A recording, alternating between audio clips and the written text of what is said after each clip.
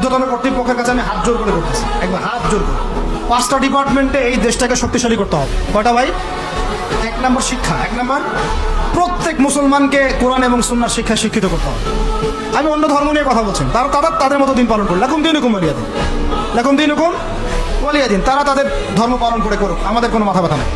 প্রত্যেক মুসলমানের বাচ্চাকে কোরআন সুন্নাহর শিক্ষায় শিক্ষিত করতে হবে এবং একই সাথে এই যুগকে চ্যালেঞ্জ করার জন্য যত সাবজেক্ট দরকার সব সাবজেক্ট আমাদেরকে শিখতে হবে ইনশাআল্লাহ। একমুখী শিক্ষা না, দ্বিমুখী শিক্ষার মেরুকরণ না, একদম দ্বিমুখী শিক্ষাকে একমুখী করে একটা কম্বাইন্ড এডুকেশন সিস্টেম চালু করতে হবে। যদি আপনারা না পারেন আমাকে দায়িত্ব দেন, আমাদেরকে বলেন যে ভাই বা ছোট ভাই, তোমাকে আমি 1 বছর সময় দিলাম, শিক্ষার বিষয়গুলো গোছায় দাও। বিনা পারিশ্রমিকে ইনশাল্লাহ করে দেব, কোনো সমস্যা। 1 টাকাও দিতে হবে না, জাস্ট একটা চেয়ার টেবিল দেন, 100 জন আলেম দেন, 100 জন বুদ্ধিজীবী দেন, গড়ে দেবো ইনশাল্লাহ। প্লে গ্রুপ থেকে মাস্টার্স পর্যন্ত আমাদের ছেলেমেয়েরা এমন শিক্ষায় শিক্ষিত হবে যেটাকে শরীফের গল্প শেখাবে না ইনশাল্লাহ। বরং আমার ছেলে পাইলটও হবে, বিমানও চালাবে, আমার ছেলে ইনশাল্লাহ হাফেজে করানো হবে ইনশাল্লাহ। আমার মেয়ে ডক্টরও হবে ইনশাল্লাহ, আমার মেয়ে আয়েশা রাদিয়াল্লাহু আনহার মতো মুহাদ্দিসও হবে ইনশাল্লাহ। আমাদের এক ভাই সে রাজনীতিবিদও হবে ইনশাল্লাহ, জুমার খুতবাও দিতে পারবে ইনশাল্লাহ। আল্লাহর কসম করে বলতেছি, এমন শিক্ষা চালু করা সম্ভব, শুধু আপনারা যদি একটু সৎসাহস দেখান, একটু উদ্যোগ গ্রহণ করেন, আল্লাহ পাক বহুত আজর দিবেন আপনাদেরকে। আল্লাহ পাক এই ওসিলে আপনাদের সব গুনাহ মাফ করে জান্নাতও দিতে পারেন। আল্লাহর রাস্তায় আল্লাহর দিকে ফিরে আসেন। আমি আপনাদের সবচেয়ে শ্রেষ্ঠ বন্ধু, আমাকে শত্রু মনে করেন না। ইউসুফ আলাইহিস সালাম এক পর্যায়ে বলেছিলেন যে আমি যোগ্য, আমাকে দায়িত্ব দেন। মনে আছে আপনাদের? যখন সমাজে দুর্ভিক্ষের স্বপ্ন দেখলেন রাজদরবারে গিয়ে তিনি বললেন যে দেখেন, আপনার স্বপ্নটা এমনি স্বপ্ন না, 7 বছর এখানে ফসল ফলবে, 7 বছর দুর্ভিক্ষ হবে। যদি আপনি আমাকে দায়িত্ব দেন, আমি ইনশাল্লাহ এমন একটা অর্থ ব্যবস্থা প্রণয়ন করব যে ইনশাল্লাহ এই দুর্ভিক্ষের কবল থেকে মানুষ বেঁচে যাবে। মানুষ বাঁচে নাই। এখানে প্রমাণ হয় একটা জিনিস, যখন দায়িত্ব নেয়ার যোগ্য কেউ দেখা যায় না, তখন যোগ্যদেরকে কথা বলতে হয়। যোগ্যদেরকে কি করতে হয়? কথা বলতে হয়। এখন দায়িত্ব দেখতেছেন না কাদের হাতে? একটা লোক, যে ব্যক্তি আল্লাহর অস্তিত্বেই বিশ্বাস করে না, সে কিতাব লিখতেছে, ওই কিতাব আমাদের সন্তান পড়তেছে। আমি নাম মেনশন করতে যাচ্ছি না।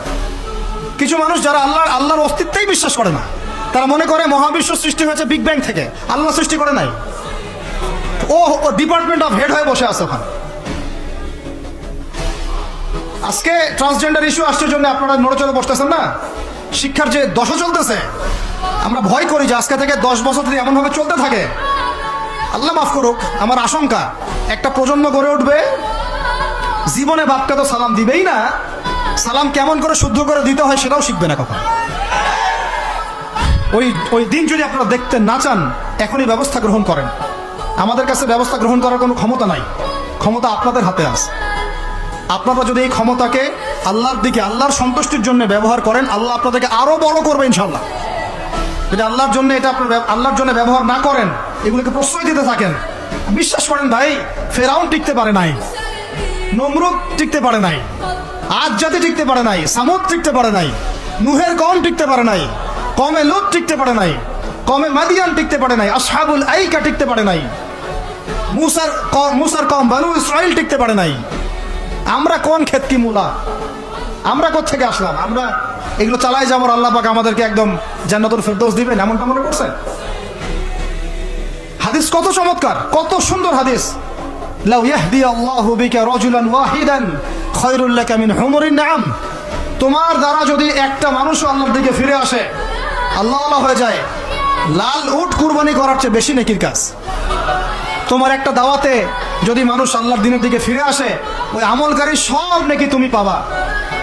যদি একজন সৎ নেতা দাঁড়ায় যায়, বলে যে আমরা প্রাইমারি লেভেলেই ক্লাস 1 থেকে 5 পর্যন্ত যে সময়টুকু, এই সময়টুকুর মধ্যে আমাদের বাচ্চাদেরকে কোরআন তেলাওয়াত করা বাধ্যতামূলক করে দিলাম, সিলেবাস ভুক্ত করে দিলাম, ওই নেতার উপর আল্লাহ রহম করবে ইনশাআল্লাহ।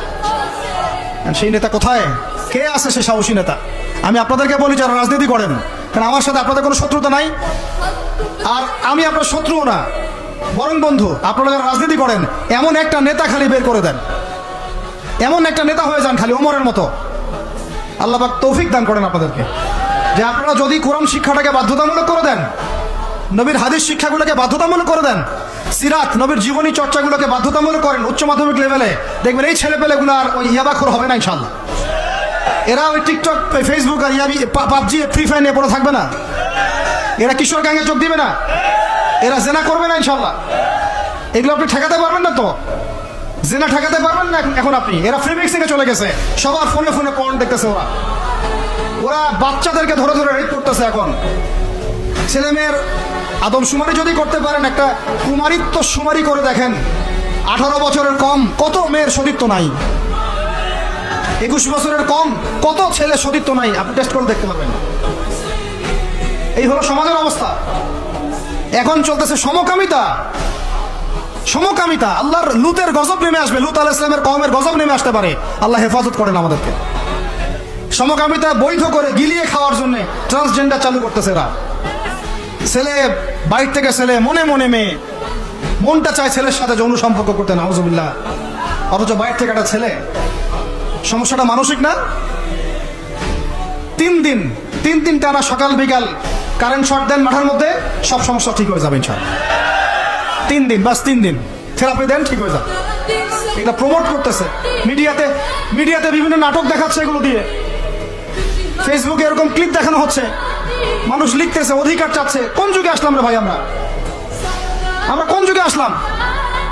আল্লাহ রাব্বুল আলামিন আমাদের সবাইকে হেদায়েত দান করেন, অন্যায়ের প্রতিবাদ করার তৌফিক দান করেন। আমি আমাদের উচ্চতর কর্তৃপক্ষকে বিনয়ের সাথে অনুরোধ করব, এইগুলোর পিছনে যারা এজেন্ডা বাস্তবায়ন করতেছে সবগুলোকে ধরে ভিতরে ঢুকাই দেন একেবারে। 7 দিন রিমান্ডে রাখেন, ঠিক হয়ে যাবে ইনশাআল্লাহ। আপনারা খালি দাড়ি টুপি পাগড়ি জুব্বা দেখলেই সন্ত্রাসী মনে করেন? এরা তো স্পষ্ট সংস্কৃতির সন্ত্রাস, স্পষ্ট শিক্ষা সন্ত্রাস। আমাদের ছেলেপেলেদেরকে ছেলে জেনা করানোর দিকে নিয়ে যাচ্ছে এরা।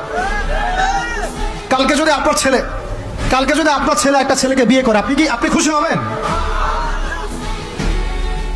আস্তাগফিরুল্লাহ, নাউজুবিল্লাহ। আল্লাহ পাক আমাদেরকে হেফাজত করেন, আল্লাহ পাক আমাদেরকে মাফ করেন। আপনার মেয়ে যদি কালকে একটা মেয়েকে বিয়ে করে নিয়ে আসে, আপনি সমাজে মুখ দেখাবেন কিভাবে? এগুলো এখন যদি না থামাই তাহলে কখন থামাবেন? ওই যে বললাম, সুদ যখন চালু হয়েছিল আমরা সবাই কিন্তু প্রতিবাদ করি নাই। এখন সবাই সুদখোর হয়ে যাচ্ছে দিন। আমরা যে প্রত্যেকে অনেকে তাহাজ্জুদ পড়ি, করে কান্নাকাটি করি, আল্লাহ দোয়া কবুল করো, এইটা করো সেটা করো। দেখেন দোয়ার বেশিরভাগই কবুল হয়। কেন হবে? অর্থনৈতিক জীবনে তো সুদ খাচ্ছি, আমি ঘুষ খাচ্ছি, দুর্নীতি করতেছি, হারাম খাচ্ছি, পণ্যের ভেজাল দিচ্ছি। আল্লাহ পাক আমাদের সবার রিজিককে হালাল করার তৌফিক দান করেন। অতএব আমি 5টা কথা বলছি, 5টা ডিপার্টমেন্টে এই জাতিটাকে শক্তিশালী করতে হবে। আল্লাহ পাক তৌফিক দান করেন। 1 নাম্বার শিক্ষা। 1 নাম্বার কি ভাই? এমন কোন শিক্ষা? শুধু একমুখী না, 2মুখী শিক্ষার সমন্বয়। কোনটা? কোরআন সুন্নাহ থাকবে, আবার জেনারেল শিক্ষাও থাকবে। আল্লাহ পাক তৌফিক দান করেন, আমিন। 2 নাম্বার অর্থনীতি। 2 নাম্বার কি? আমাদের অর্থনীতি এত শক্তিশালী করতে হবে যে আমাদেরকে যেন পশ্চিমাদের কাছে কখনো হাত পাততে না।